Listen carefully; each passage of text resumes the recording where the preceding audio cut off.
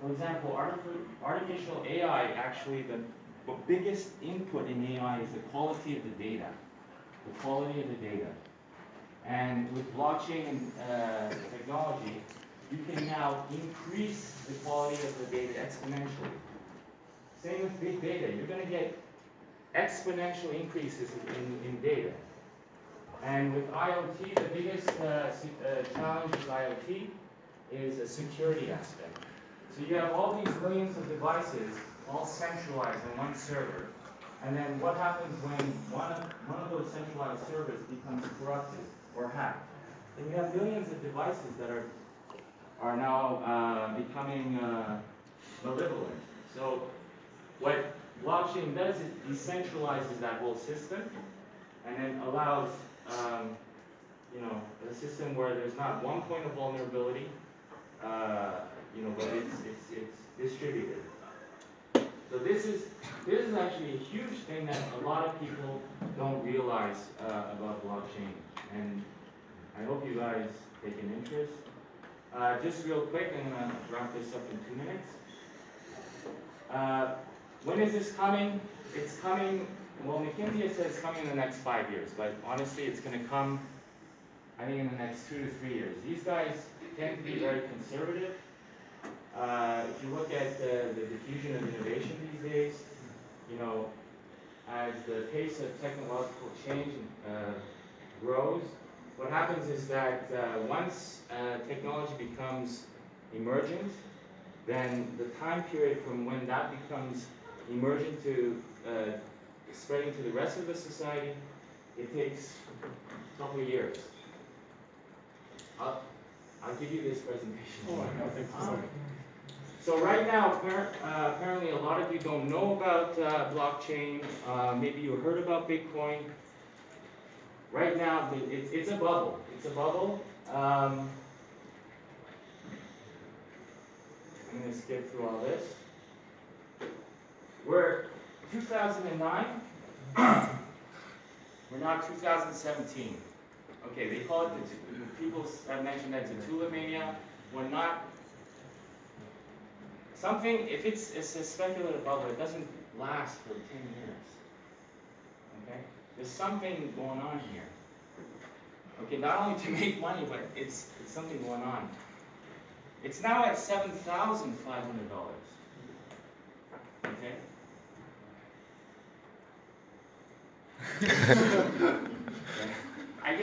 I gave this similar presentation to some Koreans, and there was no reaction when I showed it. I was like, something wrong with my sense of humor or something. But yeah, this is most people's reaction. I had a professional trader who wasn't aware about this, and I worked with him on in Korea in the finance district. I showed it to him, and it was exactly that. He was like, why didn't you show me this like 6 months ago? Right?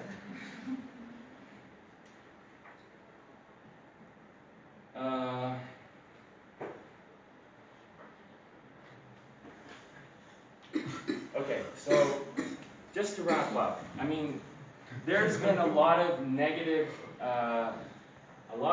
talk with regards to Bitcoin. What, the honey badger? You guys know the honey badger? Anyway, there's been a lot of negative talk. We've talked about Silk Road. We've talked about like the collapse of Mt. Gox in 2014.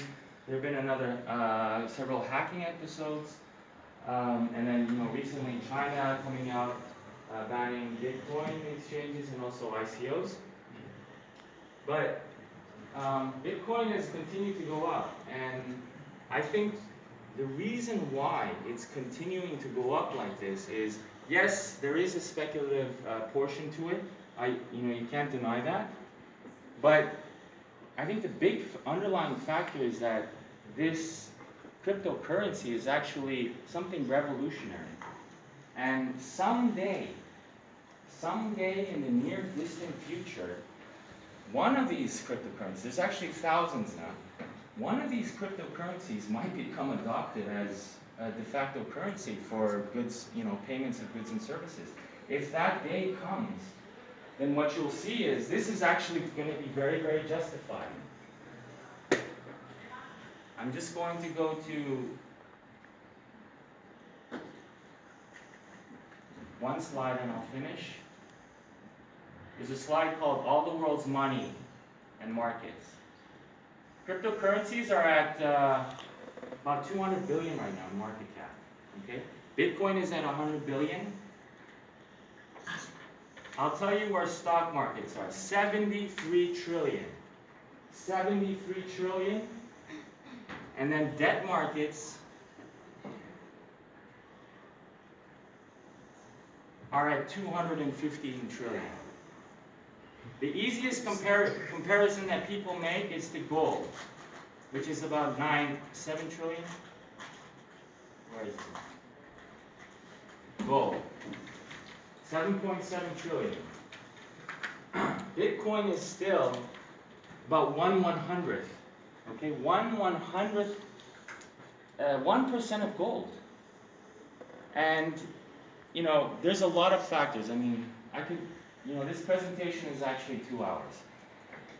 There's a lot of factors that actually could affect, positive catalysts that could act on Bitcoin's price going forward. But one of the things is that if this actually becomes considered to be an alternative asset, and Wall Street starts to get these institutional clients to start investing in this, and I don't know if you've watched the news lately, but we're in that direction because the CME, one of the largest exchanges in the world for financial derivatives, have just approved, well, they've just announced that they want to list the Bitcoin futures.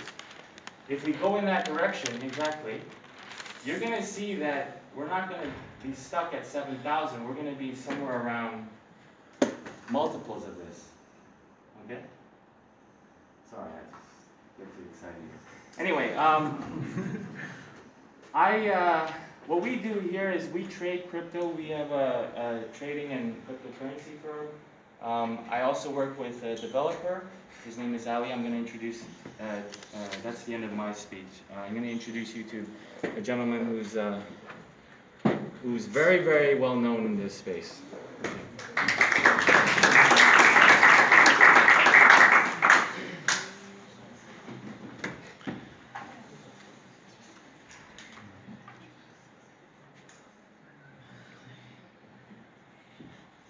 Good afternoon, everyone. So I'm Ali. I'm founder and CEO of Bithala Incorporation. We're a company based in Korea, Seoul. And what we do is that we provide technology and services for cryptocurrencies, Bitcoin, and blockchain technology. We have a product line. We have 3 products actually that I'm going to explain a little bit in details later. But before that, I'd like to appreciate what Mr. Pang explained. So he kind of touched on what actually this technology is about. As he said, you need to have hours of a talking session to just get through this, to explain what a huge potential we have in here. So as you guys are from business school, I think there are a lot of opportunities. I can see a lot of potential entrepreneurs here, hopefully, and this is really the space that can sort of change the way we do things in the future. So before getting into my presentation, which is Bitcoin for Entrepreneurs, I want to talk about the ecosystem and what we actually see in the industry. I want to give you guys a little bit of a background about myself. And it's kind of a long introduction about how I got here. And I think that could probably inspire you guys to basically get interested and get into this market. So 4 years ago, I was sitting where you guys are sitting. Not literally sitting here, but I was at Yonsei University. And I was doing my Master of Computer Science. So I'm from tech background. And I was telling myself, what am I going to do for my master thesis?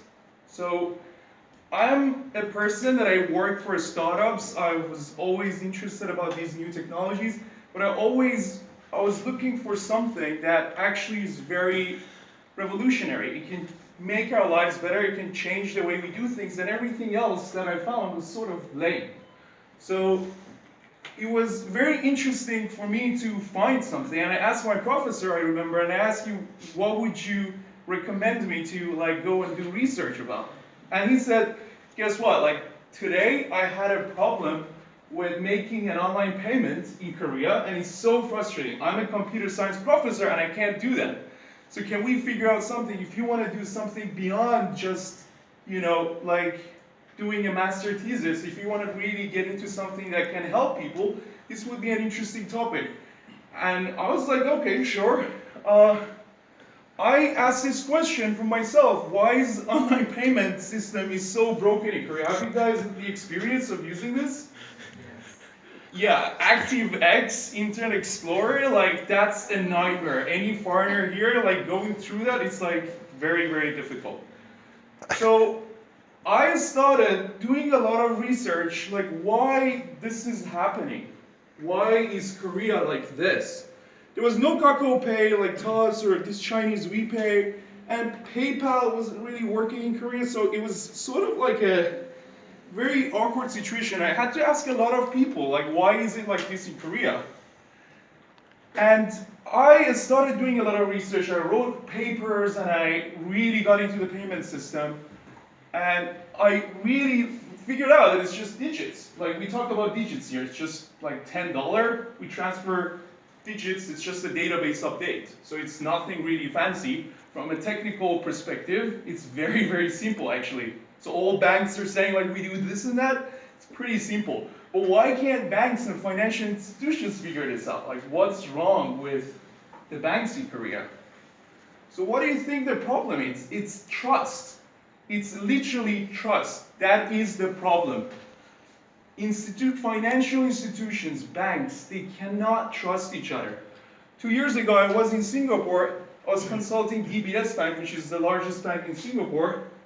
And they were telling me, like, how can we use this blockchain? What is this blockchain thing? We want to make, like, we want to work with, like, banks in Vietnam or in Southeast Asia. How can we utilize this technology? And I was like, what is your problem? It was like, we can't trust them.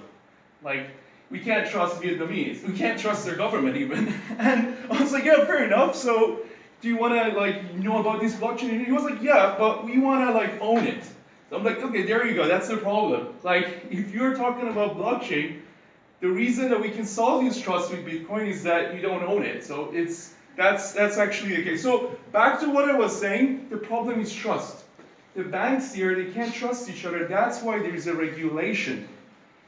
There is a very, very strict regulation in financial systems in Korea. Like, really crazy. So if you want to do anything, they have like a list of different things that you have to go through in order to do anything. So they passed a law back in 2000 that you have to have like a digital certificate and this and that, which is pretty cumbersome. And that is the reason that we ended up with this ActiveX situation in Internet Explorer. So they are figuring it out now, they're solving this problem. But yeah, we're still stuck after like 17 years, sorry. So during my research, I always came across this thing called Bitcoin. So this is like 4 years ago, very, very new. Nobody knew about it around me. And I was like, okay, so that kind of solves the problem with trust? How does he do that?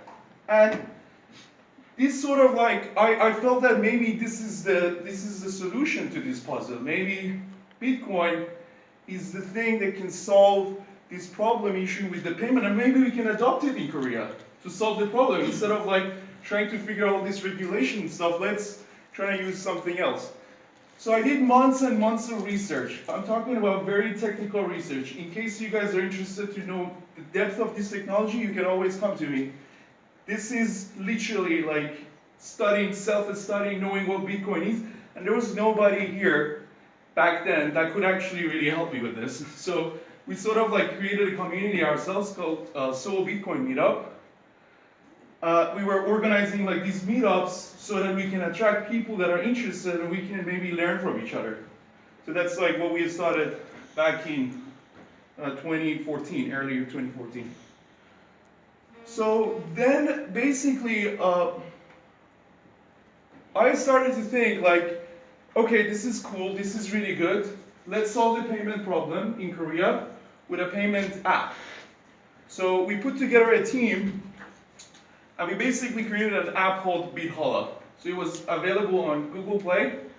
And we basically asked like our community to download it. We got a good feedback and everything. It was pretty nice. And it was a P2P Bitcoin service. But guess what? So what are the important factors of an idea to become successful? I mean, you guys are from business school. I didn't know that back then. I was just thinking about the problem and like, okay, we can solve it with Bitcoin. What we missed is actually a good business model. Like, we didn't have a business model. All we were trying to solve was just solving the payment problem with a technology. So we had a good team, and the timing wasn't really good, and the infrastructure wasn't there either. So we got into payment industry in cryptocurrencies and Bitcoin, and it didn't really work out. It actually, I realized that payment wasn't really the right time at the time that we were doing this stuff, which took me a long time to figure out, to be honest. So it didn't really work out. And so I'm trying to be more practical here than talking about like future and blockchain 4.0 or whatever. So this is like what we faced there, like payment didn't really work. So I saw basically companies that started doing trading in Bitcoin. So we had, with our community, as I said, we were the first people in Korea that doing this and stuff. We had pretty much a lot of entrepreneurs that right now have like huge companies, like Corbit or CoinOne. They used to come to our meetup. And basically we had those guys getting into exchange and trading and stuff, and they created like massive companies now. So like Corbit just sold their company for $150 billion to Nexon, which is huge for a Bitcoin company. So we basically eventually pivoted sort of into more to trading. Took us some time to figure this out, but it was very difficult. So how does this industry look like now? I'm talking about practical stuff that are happening. Well, there are a lot of research going on, there are a lot of blockchain and stuff that some people covered here, which I'm sort of like sometimes skeptical about some of them have huge potential. So we're not talking about really like super 5 years, 10 years future. We're talking about now. We have trading platforms and exchanges. It's like a stock market, you can buy and sell. So there are so many exchanges out there, and they happen to be the most successful business models. Like, if I knew this back then, we probably would be in a different spot. Blockchain research. So a lot of companies are doing blockchain-related activities, like consulting banks, saying like, hey, banks can do this and that, we can like change the word. Well, there are also some scams here and there, but there are a lot of interesting ideas. They are not profitable or anything, it's just basically there are a lot of ideas. So there are payment companies, still not successful.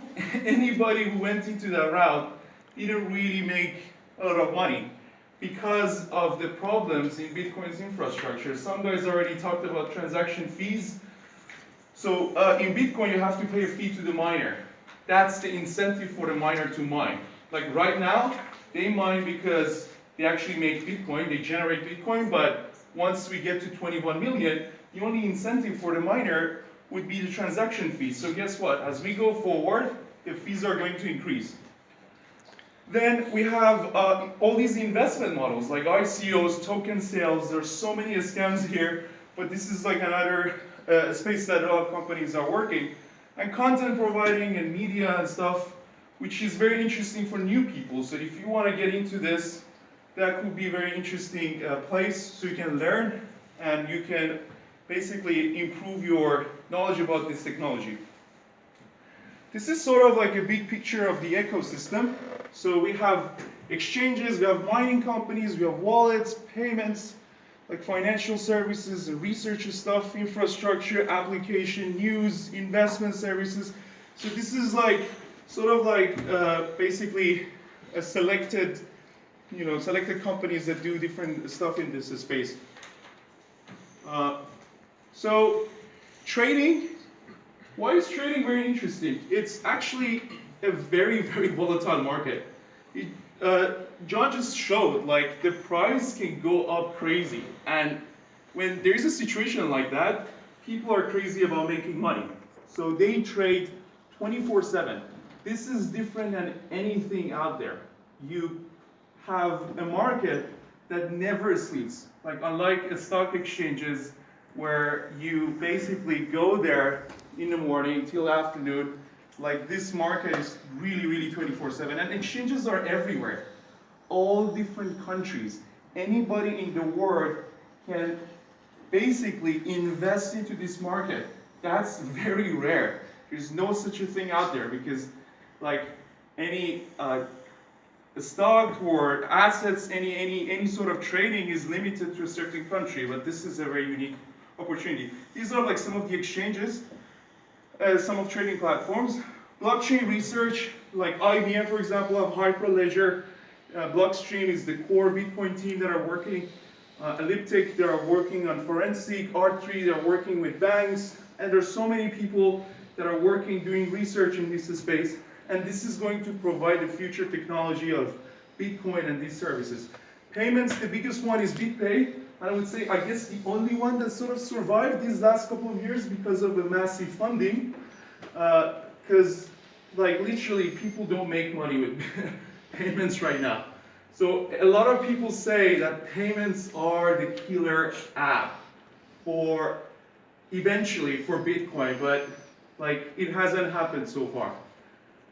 And these are like some ICOs and some companies that you can do ICOs and token sale and stuff, and also content. So I think if you guys are interested, this would be an interesting place to start. Just learn, educate yourself, and it opens up new opportunities.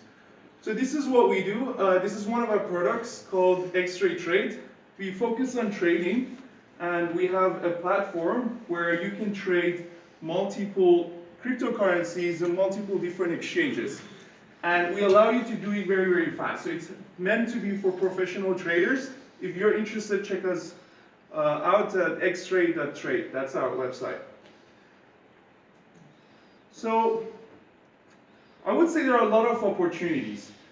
If I just want to wrap it up, there are so many different areas in Bitcoin. Like, I could do this presentation in a totally different way. Like, I just talked about industries.